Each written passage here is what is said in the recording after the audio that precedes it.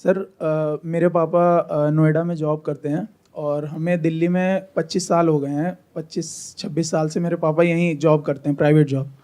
तो वो सेल्समैन है मेरे पापा। उन्हें काफ़ी अच्छी नॉलेज है इस बारे में। बुक मतलब जो बुक्स होती हैं, प्राइवेट बुक्स होती हैं, उन मतलब सेल्समैन है उसके। मैं दिल्ली पुलिस की प्रिपरेशन कर रहा हूँ अभी। तो मैंने सर ये सोचा है कि मैं अपने पापा की जो कंडीशन है उस चीज़ को मैं ना दोहराऊं और मैं कुछ लाइफ में मतलब अच्छा कर सकूं इसी लाइन में। तो उसके लिए सर हमारे पास पूंजी जो है, मेन चीज़ होती है पूंजी। उसी से ही इस समय मार खा रहे हैं कि मतलब हमें क्या करना चाहिए, कि शुरुआत हमें कैसे करनी चाहिए। किस तरह की बुक्स? सर प्राइवेट स्कूल में जैसे क्या नाम है, सीबीएसई से एक तो वो होता है, तो प्राइवेट जो पब्लिशर्स होते हैं उस पे स्कूल का नाम और एड्रेस हाँ वगैरह वो सब नाम प्रिंट हो वगैरह जाता वो, है और स्कूल वाले अपना बीच में मार्जिन रखते होंगे उसमें हाँ हाँ जो ऑब्वियसली। मार्जिन होता है वो। ये जो आप करने के बारे में सोच रहे हो, इसको करने के लिए आपको पैसा नहीं चाहिए, इसको करने के लिए आपको टाइम चाहिए। ध्यान से समझना, हमारी सबकी गड़बड़ क्या होती है कि हम ये समझते हैं कि जब भी अपना कुछ करने की बारी आती है ना, तो वहां पर हमको बहुत पैसा लगाना पड़ेगा, फिर उस काम को करना पड़ेगा। उस चक्कर में क्या होता है, हम बहुत बड़ा रिस्क ले लेते हैं या फिर हम कुछ करते ही नहीं है। यही दो सिचुएशंस होती है। यानी अगर आपने कहा पूंजी लिमिटेड है, तो मान लो 2-4-5 लाख रुपए है, तो आपने क्या दिमाग लगाया कि चलो इसको पैसे को लगा करके हम खुद बुक्स बनाते हैं, फिर जा करके दिखाएंगे स्कूल्स में और हम भी एक पब्लिशर बन जाएंगे। ऐसे ही कुछ आपके दिमाग में चल रहा होगा। मैं ठीक कह रहा हूं, गलत कह रहा हूं? तो इसके बारे में आपने बात करी अपने फादर से, उनकी क्या राय है? सर पापा बोलते हैं कि मतलब मेंटली मतलब हम समझते भी हैं जो पापा की विचारधारा है। पापा थोड़ा सा डरते हैं कि अगर मान लो कर्जा हो जाएगा तो फैमिली में इतने लोग हैं तो उनका क्या होगा।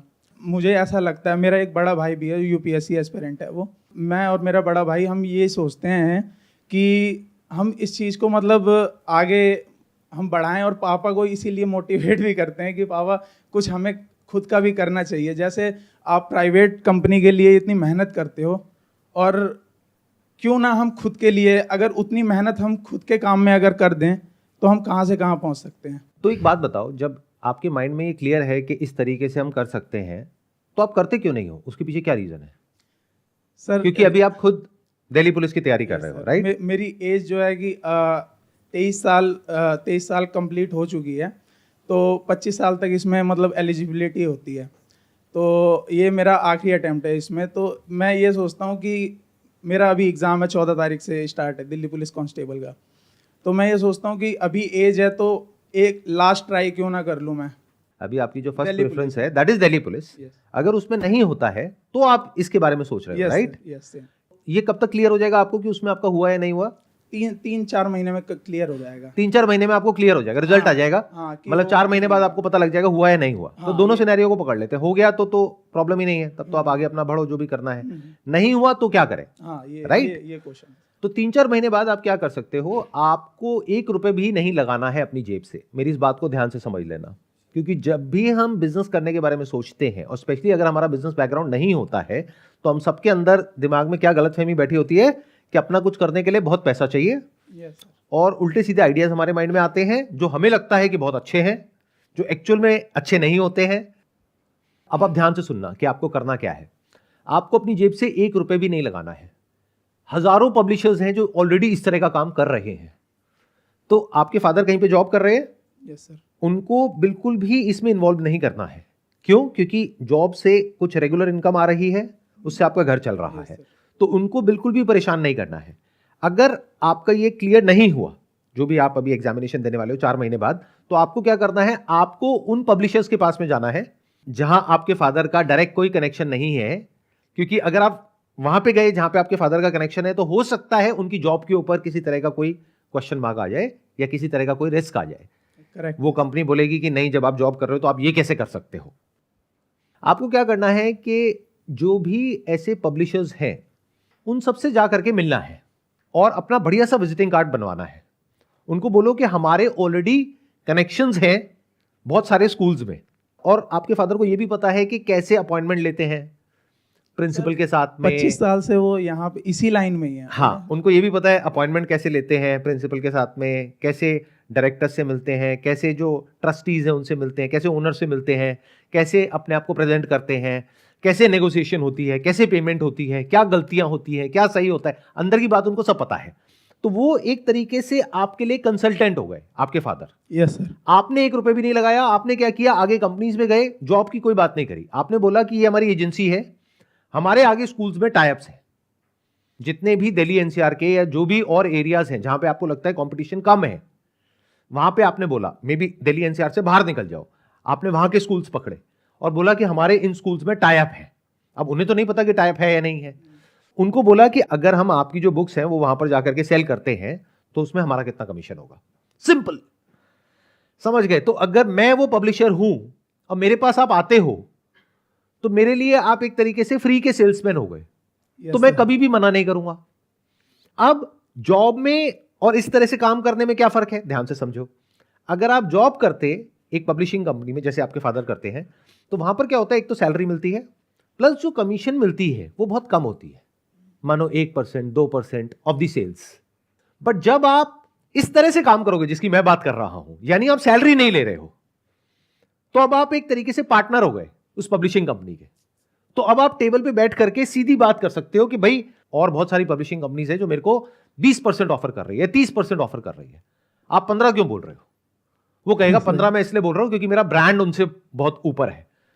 आपके फादर को पता है कि कौन ऐसा है जिसकी मार्केट अच्छी है, उनको यह भी पता है कि किसकी बुक्स बिकने के चांसेस सबसे ज्यादा है क्योंकि उसका ब्रांड नेम भी अच्छा चलता है इस मार्केट में, और उनको यह भी पता है कि ऐसी कौन सी मार्केट्स हैं जो उस पर्टिकुलर पब्लिशिंग कंपनी ने कैप्चर नहीं करी है। तो आप उस मार्केट का प्रपोजल लेकर के उनके पास में जाओ, क्योंकि वो सोच ही रहे हैं। अब अगर उनको खुद को करना है तो उनको वहां पे अपना सेटअप करना होगा, अपना ऑफिस खोलना होगा। आप उनको बोलो कि हमारा ऑलरेडी वहां पे ऑफिस है। अब ये कैसे बोलोगे, देखो दिमाग लगाओ। आप एक वर्चुअल ऑफिस लोगे वहां पे उस लोकेशन पे, मान लो बैंगलोर में आपको एक प्रॉपर एड्रेस मिलेगा जिसके लिए आपको महीने का मान लो 1000-1500 रुपए 2000 रुपए देना होगा। बस 1000 आपके विजिटिंग कार्ड पे प्रॉपर एड्रेस के साथ में आपकी कंपनी का नाम आया, ऑफिस का एड्रेस आया, बैंगलोर में यहां पे हमारा ऑफिस है, और आप बोलोगे कि हमारी एजेंसी है जो ये काम करती है, वहां पे आगे बहुत सारे स्कूल्स में टाई अप है हमारा और हम ऑलरेडी कर रहे हैं।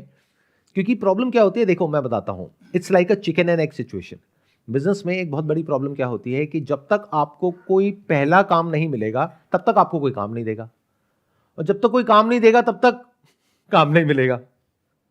तो द मोमेंट यू से कि अभी हम नया नया वहां पे शुरू कर रहे हैं, तो कहेंगे नमस्ते भाई साहब, बड़ा अच्छा लगा आपसे मिल करके, बाहर निकलिए। आप क्या करेंगे, वहां पर जाएंगे, अपना विजिटिंग कार्ड देंगे, बोलेंगे कि मैं इस कंपनी का डायरेक्टर हूं और एक और डायरेक्टर है, वो ये है। एक तरीके से सर इमेज क्रिएट, राइट, आपने एक तरीके से एक इमेज क्रिएट करी कि हमारा बैंगलोर में ऑफिस है। अब उन्हें नहीं पता कि वो एक्चुअल ऑफिस है या वर्चुअल ऑफिस है, वो तो जब वहां जाएंगे तब उनको पता लगेगा। और वो क्यों जाएंगे अगर उनका दिल्ली में ऑफिस है तो, समझ गए? तो अब उनके लिए आप एक नई मार्केट खोलने की अपॉर्चुनिटी लेकर के जा रहे हो। तो अब क्या होगा कि आप उनको जब इस तरीके से प्रेजेंट करोगे, अब मैं बैंगलोर का एग्जांपल दे रहा हूं, that could be Mumbai, that could be somewhere in UP, that could be somewhere else, whatever, वो आपको देखना है कि ऐसी कौन सी मार्केट है जहां पर वो जाना चाहते हैं लेकिन अभी उनकी कोई प्रेजेंस नहीं है वहां पर। तो आप कह रहे हो कि वो प्रेजेंस पूरी हम बिल्ड करेंगे आपकी, हम आपसे कोई सैलरी नहीं लेंगे। The moment you take a salary, तो आपकी जो अपसाइड है वो लिमिटेड हो जाती है। मेरी इस बात को ध्यान से समझ लेना। लाइफ में हमेशा याद रखो, गिव एंड टेक चलता है। आप कुछ पाते हो, कुछ खोते हो। तो सैलरी में आपको क्या मिलता है, एक सिक्योरिटी मिलती है कि चलो महीने का 20,000 रुपए तो आ ही रहा है। Yes sir.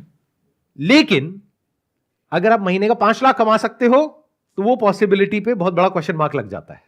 Yes sir. क्योंकि जिस आदमी की सैलरी 20,000 है उसको कंपनी 5 लाख इंसेंटिव नहीं देने वाली। बट अगर कोई उस कंपनी का डिस्ट्रीब्यूटर है तो साइकी ऐसी होती है कि डिस्ट्रीब्यूटर है ना, तो 2-4-5 लाख से कम में कहां काम करेगा। करेक्ट। उसका भी तो अपना खर्चा है, उसका अपना ऑफिस है, उसको नहीं पता वर्चुअल है, राइट? तो उसका अपना ऑफिस है, उसका अपना स्टाफ है, उसका अपनी पूरी की पूरी टीम है।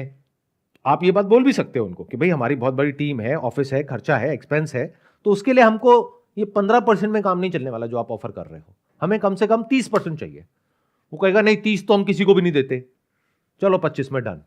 तो 25% मतलब क्या हुआ कि अगर एक ऑर्डर एक स्कूल से आपको मिलता है, जिस स्कूल में मान लेते हैं एवरेज बच्चे हैं 1000, तो एक बच्चे से ऑन एन एवरेज कितना पैसा लिया जाता है?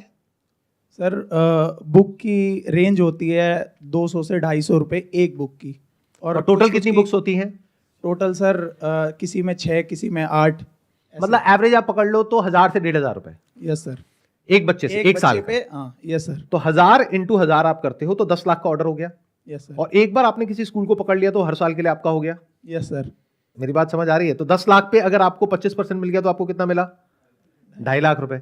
25 छोड़ो, 20 भी मिला तो 2 लाख एक स्कूल से। Yes sir. अगर ऐसे 10 स्कूल आपके पकड़ में आ गए तो 20 लाख रुपए। बुरा तो नहीं है मेरे ख्याल में। बहुत बढ़िया है सर। आपने एक कहावत सुनी होगी, you don't have to reinvent the wheel, कि मतलब जो व्हील बन चुका है उसको वापस से री इन्वेंट क्यों कर रहे हो? इन अदर वर्ड्स, कि अगर पब्लिशिंग कंपनीज ऑलरेडी हैं जिनका चैलेंज ये है कि उनके खर्चे बहुत हैं लेकिन सेल नहीं है, यस सर, तो आप उधर जाकर के फंस क्यों रहे हो? यानी कि अपनी खुद की पब्लिशिंग के चक्करों में क्यों फंस रहे हो? क्यों पैसे लगा रहे हो? जिन लोगों ने पैसा लगाया हुआ है ऑलरेडी और वो फंसे हुए हैं, उनको चाहिए सेल। Yes sir. आपके भी फादर का जो एक्सपर्टीज है वो है सेल्स। करेक्ट। तो उसी पे फोकस करो। प्रोडक्शन, मैन्युफैक्चरिंग, प्रिंटिंग, पैकेजिंग, ये सब किसी और पे छोड़ दो, उस इंसान पे जो वो काम पिछले 20-30 साल से कर रहा है। Yes sir. खुद इन चक्करों में पड़ो ही मत। आप सीधा सीधा काम करो कि भाई हम आपके रिप्रेजेंटेटिव हो गए इस एरिया में।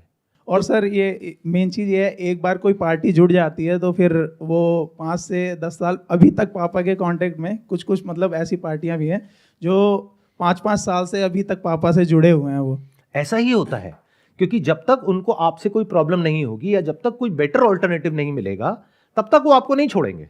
और प्लस क्योंकि अगर यहां पर आपका अच्छा खासा मार्जिन है और आप उस कंपनी को बिजनेस दे रहे हैं तो पीछे से वहां से सपोर्ट भी मिल सकता है। वो कंपनी भी बिजनेस नहीं छोड़ना चाहेगी ना।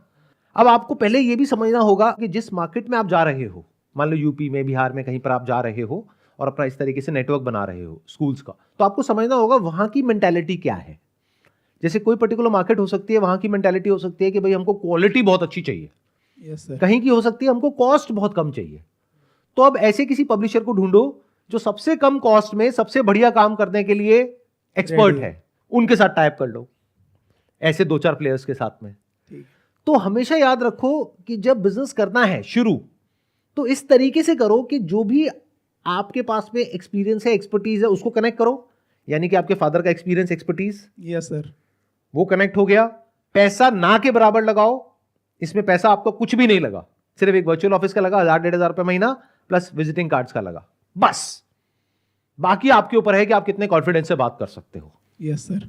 उसमें आपको आपके फादर ट्रेन कर सकते हैं। सर उसके लिए बड़ा भाई है, तो बड़े भाई के पास में भी बीच बीच में टाइम होगा तो आप दोनों साथ भी जा सकते हो। सर उसकी Publishers से मतलब मिलने। इंग्लिश और मतलब फ्लुएंट उसकी अच्छी है, तो जो बड़े बड़े स्कूल हैं तो उसके लिए वो भी रेडी है। मतलब आप दोनों कर सकते हो और ये काम आप पार्ट टाइम पे भी कर सकते हो, क्योंकि कोई जॉब नहीं है ना।